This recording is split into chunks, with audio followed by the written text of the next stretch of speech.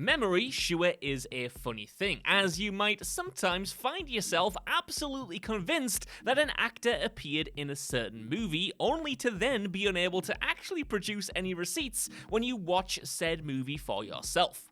It happens to all of us at one time or another. Perhaps we mix them up with another similar looking actor, or maybe it was just wishful thinking on our part, but either way, you can't say that you haven't been fooled before. With that in mind then, I'm Josh from WhatCulture.com, and these are 10 actors you wrongly think are in movies. Number 10, Tom Cruise, Zombieland. Zombie movies certainly provide actors with an easy opportunity to make a sneaky cameo or two while hidden in plain sight, given the transformative makeup job required for anyone to resemble a member of the undead. And because Bill Murray making an overt and hilarious cameo in Zombieland as himself wasn't enough, many viewers have convinced themselves over the years that none other than Tom Cruise also makes a sly appearance in the horror comedy. At roughly 65 minutes into the film, just as the heroes arrive at the Pacific Playland amusement park, the camera lingers on a long-haired zombie who is lured towards the park by the bright lights, and who actually does bear a pretty decent resemblance to Cruise. Take away the long hair and of course the gory makeup, and the actor's facial structure is totally similar to the Top Gun Maverick megastar, such that countless posts have been made on social media over the years insisting that Cruise did make a blink and you'll miss it cameo.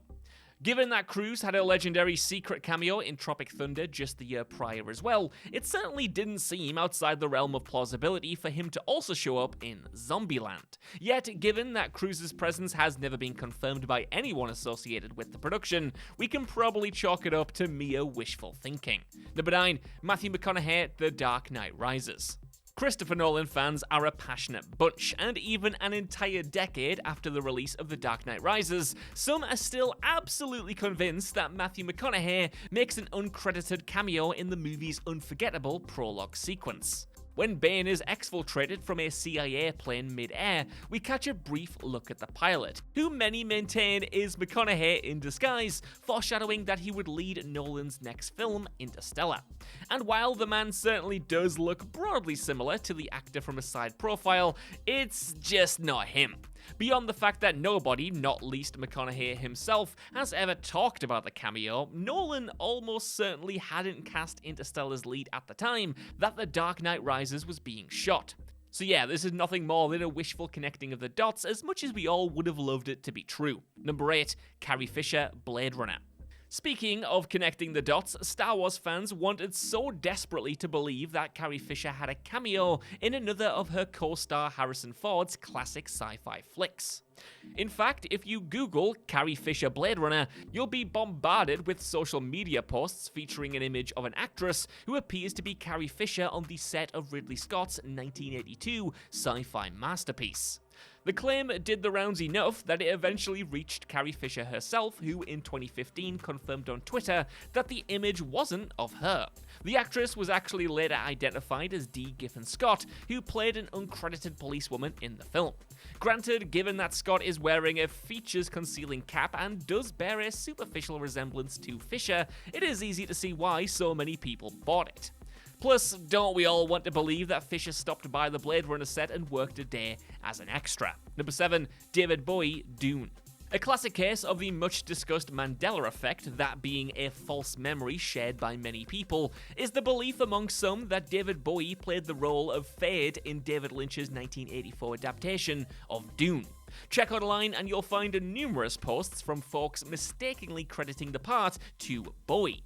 In fact, Fade was actually played by Sting, but it is incredibly easy to break down precisely why so many people associate the character with Bowie instead. For starters, Sting himself is a charismatic, famous musician not unlike Bowie, with similar enough facial characteristics to boot. Plus, just 2 years later, Bowie did appear in his own fantasy film, Labyrinth, where he similarly sported an eccentric, fire-tinged hairdo. On top of this, both Lynch's Dune and Labyrinth are cult movies that bombed at the box office, and Lynch and Bowie themselves did collaborate on Twin Peaks' Fire Walk with Me, so it's not terribly surprising that the memory of one has become somewhat cross-pollinated with the other. Number 6, Jonah Hill, Pineapple Express. If asked to recall the main cast of 2008's cult stoner comedy Pineapple Express, you'll surely name Seth Rogen and James Franco as the leads, while in the supporting stakes you might recall their regular collaborators Danny McBride, Craig Robinson, and Jonah Hill?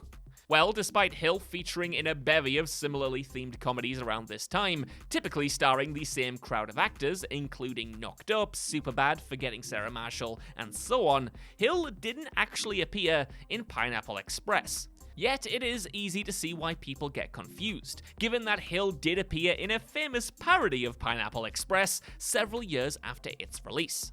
In 2013's apocalyptic comedy This Is the End, Hill takes part in a hilarious homemade trailer for Pineapple Express 2, where he plays Woody Harrelson, who also happens to be the President of the United States, because why the hell not? Evidently, some viewers conflated their memories of that joke trailer with the real original Pineapple Express, and considering the talk-happy clientele both films are catering to, maybe it's obvious how such a mistake could be made amid a hazy plume of smoke. Number 5, Jennifer Lawrence, Cyrano. If you've ever been surprised by the unexpected presence of Jennifer Lawrence in a movie, there is a good chance that it's not in fact J-Lo at all, but rather her quasi-doppelganger Haley Bennett. A terrifically talented actress in her own right, Bennett has nevertheless suffered the misfortune of bearing a strong resemblance to Lawrence, enough so that many simply assume that she is J-Lo when she shows up in a film. This issue reared its head most prominently last year when Bennett played the female lead in her partner Joe Wright's musical romance, Cyrano. Many of those unfamiliar with Bennett, who has veered away from major A-list roles throughout her career, just assumed that they were looking at Lawrence in the sort of role that clearly courts awards consideration, and would therefore be firmly within the Oscar-winning actress's wheelhouse. Though, upon closer inspection, the pair certainly don't look or sound identical, but if you're a more casual moviegoer, it is easy to mix them up, as some evidently have here. Number 4, Tom Hardy, Star Wars: The Last Jedi. After Daniel Craig made a well-publicized and quite noticeable appearance as a stormtrooper in Star Wars The Force Awakens, it seemed like the sequel trilogy was set to have name actors show up disguised as stormtroopers in each successive film as something of a running gag. And with the many pre-release rumors that Tom Hardy would be appearing as such in The Last Jedi, a lot of fans just took it as a given that he was indeed one of the stormtrooper costumes somewhere in the movie. And hey, I myself am guilty of this, but alas, that's not actually the case. Now, it is true that Hardy filmed a cameo as a stormtrooper for the movie, but this cameo was actually cut during post-production, no matter that many persist that he is indeed still in the sci-fi sequel in some capacity. The deleted scene did thankfully make its way online once The Last Jedi hit home video, but if you've ever watched the movie proper and assumed that Hardy was in the mix somewhere, you're actually kinda wrong. Number 3, Mel Brooks, All the President's Men. Well, this one is really odd. In the iconic 1976 Oscar-winning Watergate drama, All the President's Men, there are those who swear blind that comedy legend Mel Brooks makes a subtle cameo appearance midway through the movie. At the 59-minute mark, a man verbally identified as Mickey, yet not formally credited in the film's end credits, is seen skulking around the offices of the Washington Post, desperately trying to sell crosswords and anagrams to the paper's executive editor, Benjamin Bradley. On both Twitter and IMDb, it's been suggested that this uncredited man could indeed be Brooks, because while we don't get a clear look at his face, his physical stature and especially his accent are incredibly similar to Brooks's. And yet, given that Brooks's presence hasn't been brought up even once by anybody who worked on the movie in the last 45 plus years, it's extremely unlikely, if not downright impossible, that it is really him. Plus, if you freeze frame the scene just as Mickey turns his head, what little of his face we can see side on doesn't seem to conclusively resemble Brooks at all. Number 2, Peter Serafinowicz, The World's End. If you believe IMDb, the great Peter Serafinowicz makes a brief cameo appearance in Edgar Wright's The World's End as a character dubbed Knockador Run Homeowner.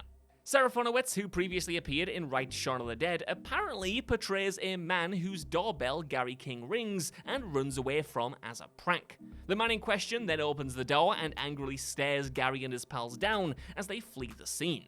SERAFINOWICZ is suspiciously uncredited in the part, and if you do a little fact-checking yourself, it's extremely clear that the actor isn't SERAFINOWICZ at all. Sure, he bears a basic superficial similarity in terms of facial features and general stature, but especially on the 4K release of the movie, it's very clearly not Peter SERAFINOWICZ. Number 1. John Ratzenberger, every single Pixar movie. Even casual moviegoers might well be aware that since 1995, Pixar has had a quote-unquote good luck charm, that being a voice actor who has lent his vocals to every single one of their movies in one way or another. And the actor in question is John Ratzenberger, best known in the Pixar sphere for voicing Ham in the Toy Story quadrilogy, Yeti in the Monsters Inc. films, the Underminer in both Incredible movies, and Mack the Truck in the Cars trilogy. As a result, you likely took it for granted that Ratzenberger has continued to show up in Pixar movies in one way or another, even if only in a small supporting capacity. Yet Ratzenberger's 22-film streak was finally broken in 2020 when he didn't perform a voice role in Soul, and his only involvement in the movie was his likeness being used for a supporting character. Since then, Ratzenberger hasn't voice acted in any of the studio's subsequent films, those being Luca, Turning Red, or Lightyear, seemingly suggesting that the partnership has come to an end. So that's our list. I want to know what you guys think down in the comments below. Did you mistake any of these actors? And are there any times this has happened to you? Let me know. I find this stuff really fascinating, and while you're down there, if you can, please give us a like, share, subscribe, and head over to whatculture.com for more lists and news like this every single day. Even if you don't though, I've been Josh, thanks so much for watching, and I'll see you soon.